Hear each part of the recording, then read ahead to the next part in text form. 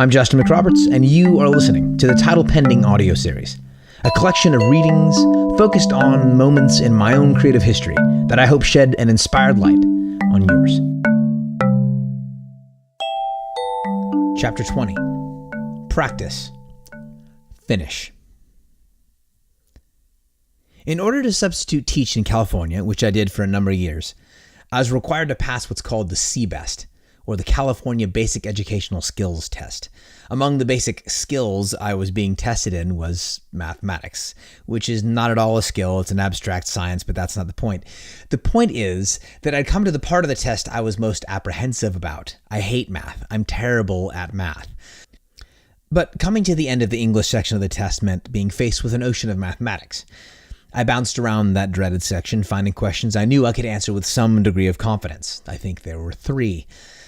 Then again, I can't be certain of that number because I hate math. Staring at countless empty bubbles on my answer sheet, I could feel the allotted time swiftly passing. I had to finish. I applied my number 2 pencil to the answer sheet and filled in a whole lot of C bubbles. C.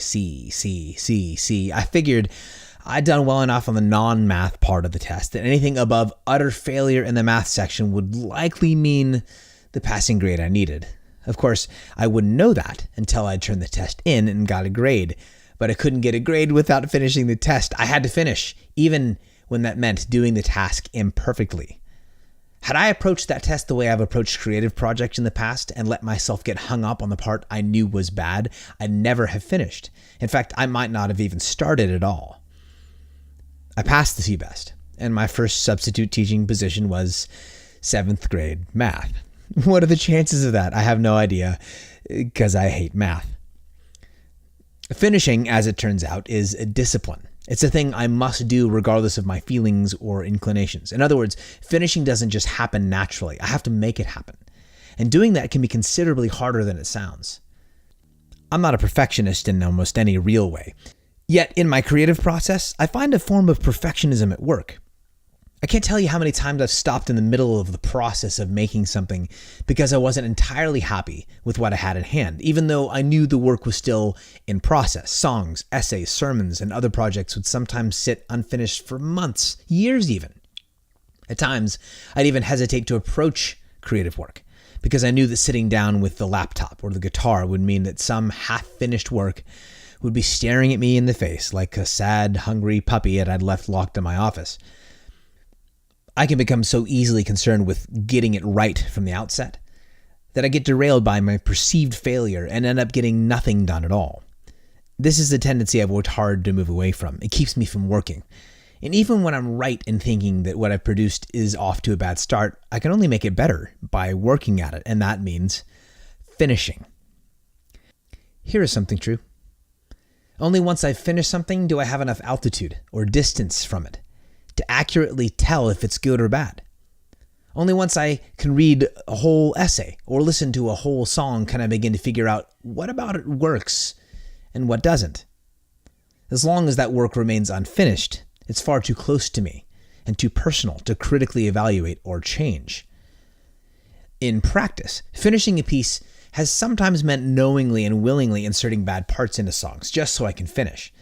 It's also meant leaving uninteresting words or phrases in an essay, knowing that my word choice is less than great, just so I could read the whole piece. Oddly enough, I've sometimes come back to that finished work and found that the part I'd roughly thrown in wasn't half bad after all.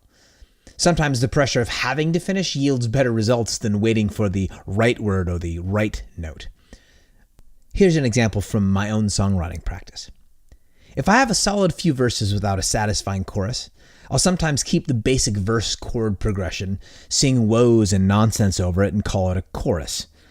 More often than not, playing through the finished song that way or listening through a rough recording of it allows me to hear the song in context and eventually find a better idea than woes and nonsense.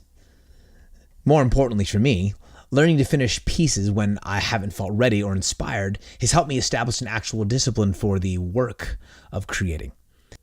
That discipline has meant that good, inspired ideas have been taken to completion and often made better, rather than just resting in a journal or unfinished on my hard drive, languishing in potentiality.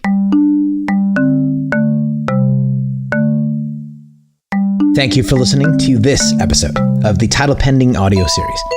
If you've enjoyed listening and you'd like to take another step or two in the direction of your own creative process, navigate your way to yourcreativeprocess.info. And there you'll find an online course I've designed for you.